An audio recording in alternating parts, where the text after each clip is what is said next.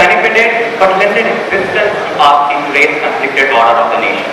In the initial days of pioneering efforts of Nehruji, we do encounter this roadblock, but we never chose the exit option. It was in 1980s that the so-called superpowers, US and USSR, acknowledged how India's non-alignment has changed the whole destiny of African countries, whose cries and wailings were mute in the shadow of the Cold War. Whether it be COVID crisis, whether it be COVID crisis, India has always stood for global peace.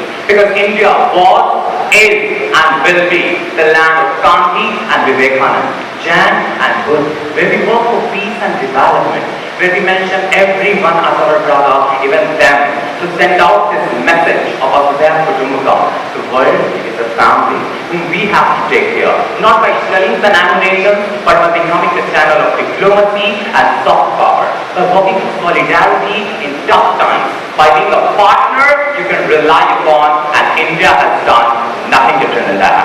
Now the things which we have avoided, being non-aligned, 2 million civilian deaths in Vietnam War, 5 million deaths in Korean War, bloodshed we have witnessed in Azerbaijan, Armenia, and presently Ukraine, all done on the pretext of your petty aligning with the power bloc. On this way note, to things that we avoid taking part in war, you are absolutely right.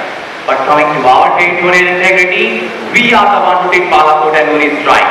We are the one who gave the befitting reply in the Galwan Valley. And yes, we are the one who deals with Rafael and S-400 in this 21st century. Now the only aspect which my crossbenchers are elucidating, like the lack of support of Indo-China war, Bangladesh's liberation, POK, still have to clarify it. Why am I making this in a minute? Interpretations were different. And it was the self-dependence that we lacked in those days, and it's the very self-dependence on which we all have to work on tirelessly. Because Indian communities are priority, whether it be you or me. And that's the reason why we abstained in the UN General Assembly last month, which even got acknowledged by Antony Blinken, US State Foreign Secretary.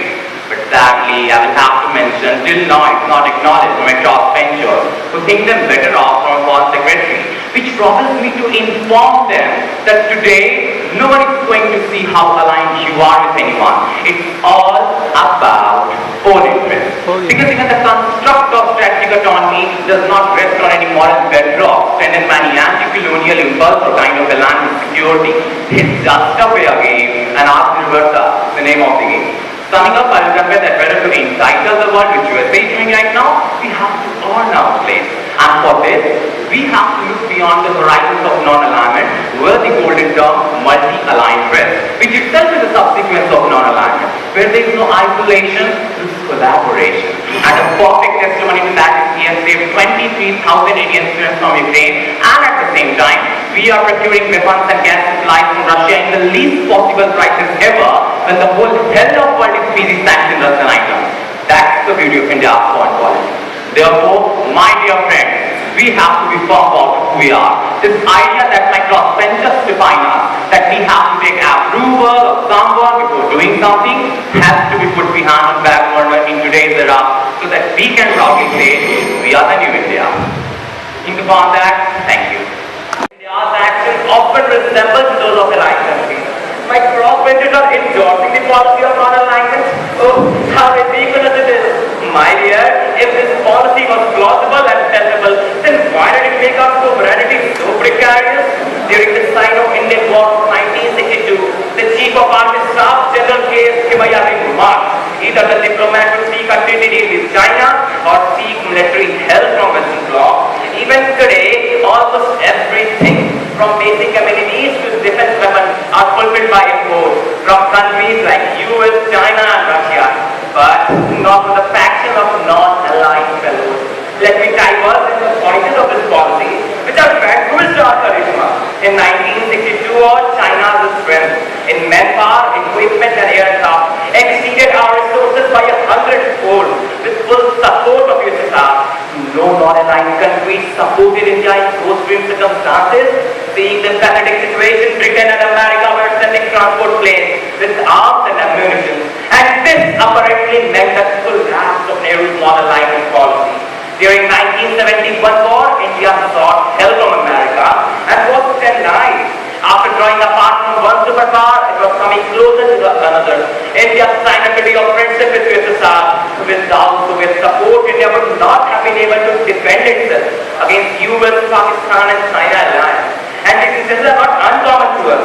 First declaring that we are isolated from power politics, then when having predicaments, being psychopaths about the superpower, in case neglected of coming closer to the other. And this tendency has jeopardized our rules and youth. And they are trying to perpetuate that non-alignment and establish coordination with all with the past.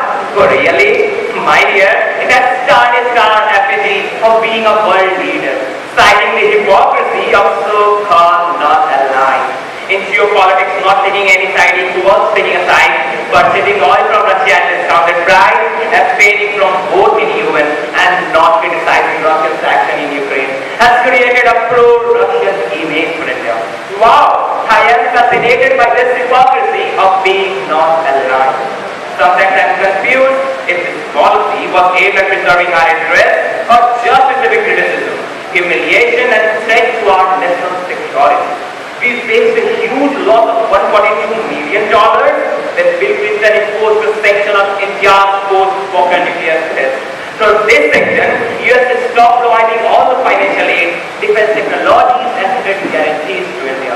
And I would like to inform my crossbenchers that it is not fair to expect non-alignment to dividend. It has not only damaged our business, but also paralyzed our economy. Today, inflation is soaring at its own height. Devaluation of rupees has at its own record of rupees 77.80 against dollars. Always, I am born to die, but this policy is not born to its own defect. As an Indian, I have inherited a long list of moral and cultural credentials. Sorry, I can't let them down by a mediocre policy like non-alignment. With these words, I rest my